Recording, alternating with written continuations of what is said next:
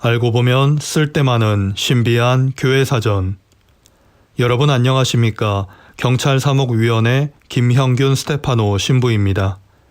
알쓸 신교, 오늘은 시즌 1의 마지막 시간으로 미사 중에 신자들이 하게 되는 동작들이 가지고 있는 의미들에 대해 이야기하고자 합니다.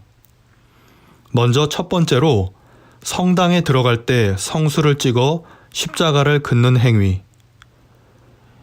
이것은 거룩한 곳에 들어가기 전에 성수를 통해서 나의 죄와 혹시 나에게 붙어 있을 수 있는 악마를 떼어내는 정화의 몸짓입니다. 그러니 성당, 즉 하느님께서 머무시는 거룩한 집에 들어서기 전에 성수를 찍어 십자성호를 그음으로 해서 악을 떼어내는 준비를 꼭 해주십시오. 물론 지금은 코로나 때문에 성수를 준비할 순 없지만 코로나 사태가 지나고 성수가 다시금 준비된다면 예전처럼 성전 입구에서 성수를 찍어 스스로를 정화하고 거룩한 미사에 합당히 참여할 수 있는 준비를 꼭 해주시기 바랍니다. 일어서는 행동.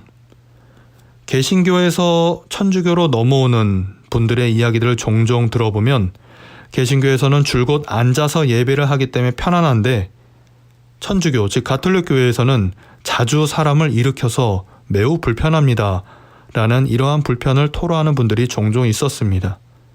물론 불편할 수도 있지만 일어서 있는 행동이 어떤 의미를 갖고 있는지를 아신다면 오히려 더 자주 일어서기 위해 노력하실 겁니다.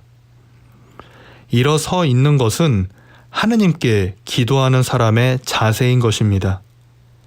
사제가 성당에 입당할 때부터 본 기도를 할 때까지, 그리고 신앙 고백부터 보편 지향 기도를 할 때까지, 이 외에도 미사 중에 신자들이 일어서는 것은 사제와 더불어 하느님께 함께 기도하기 위한 것입니다.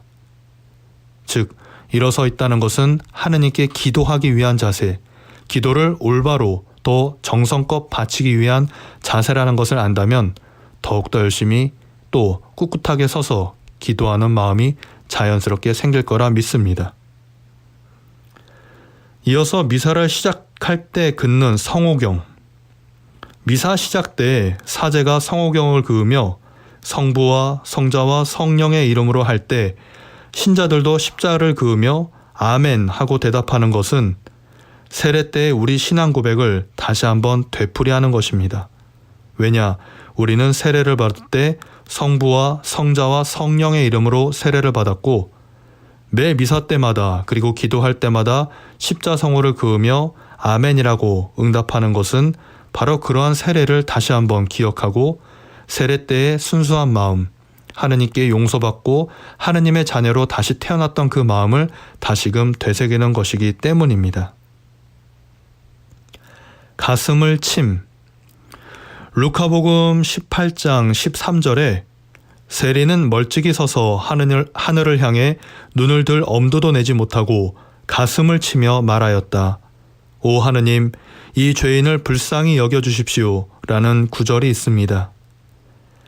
가슴을 치는 이 동작은 고뇌와 슬픔을 표현하는 행위이자 자신의 죄를 뉘우친다는 의미를 담고 있습니다. 죄의 뿌리가 바로 심장에 있다는 예로부터의 생각이 이러한 동작을 낳았다고 할 수 있습니다. 그래서 우리가 미사 중 참회의 기도를 바칠 때 제 탓이요, 제 탓이요, 저의 큰 탓이옵니다 부분에서 가슴을 치는 것은 바로 자신의 죄를 인정하고 하느님의 자비를 바라는 세리의 마음이 되기 위한 것이므로 신중하고 또 진지한 마음으로 이 동작을 해야겠습니다. 앉는 자세. 마르코복음 3장에 보면 예수님께서 많은 사람들을 가르치실 때 특히 제자들이 그분 주위에 모여 앉아 말씀을 경청하고 있음을 알 수 있습니다. 이렇듯 앉아있는 자세는 가르침을 받는 사람이 스승의 말씀에 귀를 기울인다는 것을 보여주는 동작입니다. 미사 때 특히 주일미사의 제1독서와 제2독서 때 신자들이 자리에 앉아있는 것은 바로 이러한 의미를 담고 있는 것입니다. 서 있는 동작은 하느님께 기도하는 동작이라면 앉아있는 자세는 하느님의 말씀, 예수님의 가르침을 경청한다는 의미를 담고 있는 것이죠. 작은 십자성호. 복음을 듣기 전에 사제가 예를 들어 마르코가 전한 거룩한 복음입니다 라고 하면 신자들은 주님 영광 받으소서 라고 말하며 이마와 입술 그리고 가슴에 엄지손가락으로 십자가를 긋는데 이 역시 삼위일체이신 하느님께 대한 신앙을 고백하는 행위라 할 수 있습니다. 더불어 이것은 복음 말씀을 머리로 깨닫고 입으로 고백하며 마음에 간직한다는 것을 다짐하는 행동입니다. 그러니 그 작은 십자가라 할지라도 그 가치가 결코 작지 않다는 것을 알고 마음을 크게 열고 당당한 행동으로 십자성호를 그어주시기 바랍니다. 신앙 고백. 우리가 보통 사도신경이라고 불리는 신앙 고백을 자주 하게 되는데 특히 그 부분에서 성령으로 인하여 동정 마리아에게서라는 말에서 사제와 신자들이 함께 머리를 숙입니다. 전례에서 머리를 숙이는 것과 몸을 숙이는 것은 어떤 존재 혹은 그의 표상의 공경과 영예를 드림을 뜻합니다. 머리를 숙이는 절은 하느님의 세 위격, 즉 성부, 성자, 성령을 한꺼번에 부를 때 그리고 예수님 또는 복되신 동정 마리아 또는 어떤 성인을 공경하여 거행하는 미사에서 그 성인의 이름을 부를 때 합니다. 이런 이유로 우리가 영광송을 바칠 때 영광이 성부와 성자와 성령께 하는 부분에서 머리를 숙였던 것입니다.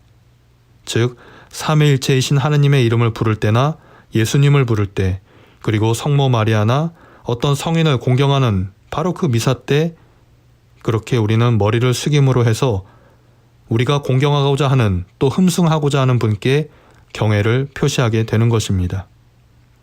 이렇게 머리를 숙이는 절은 삼위일체 하느님과 우리 신앙에 다양한 신비에 대한 찬미와 공경을 드린다는 점 꼭 기억해 주시고 진심으로 하느님 앞에 고개를 숙일 수 있도록 함께 노력했으면 좋겠습니다.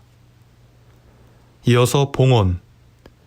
초기 교회의 신자들은 교회에 자신들의 정성과 마음을 표시하고 가난한 이들과 성직자들의 생활을 위해서 봉헌 예식 때 빵이나 포도주 등을 제공했었는데 이것이 11세기 이후 화폐 발달로 인해서 현금으로 바뀌게 되었습니다. 봉헌된 예물은 교회의 운영비 및 자선을 위해서 사용되고 있습니다. 그것은 오늘날도 마찬가지죠.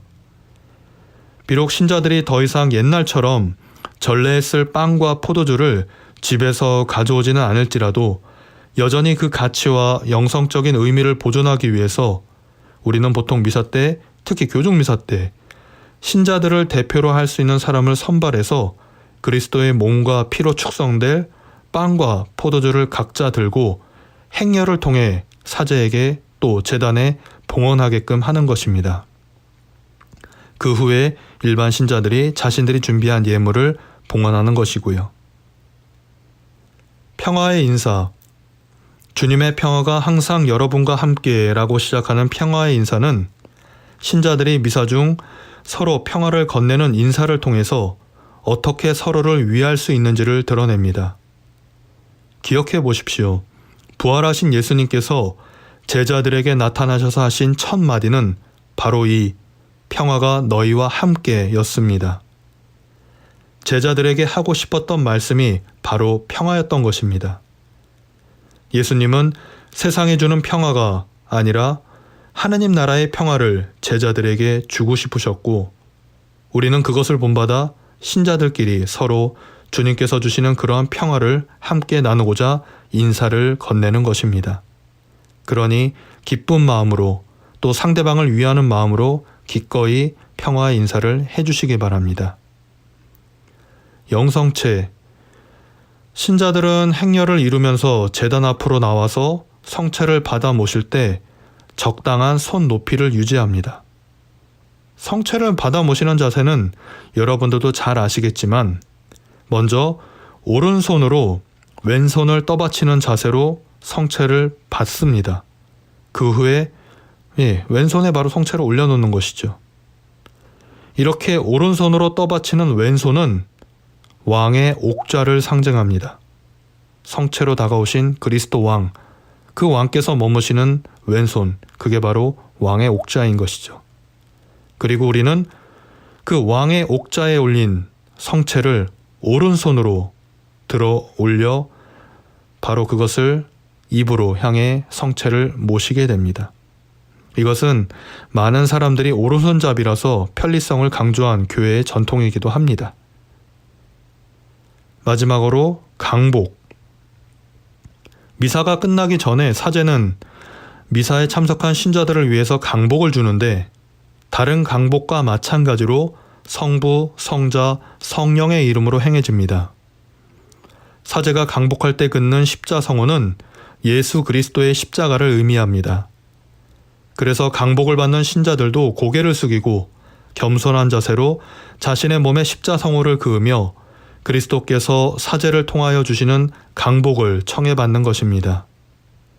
사제로부터 받는 강복은 부활하신 그리스도께서 제자들에게 주신 강복과 같습니다.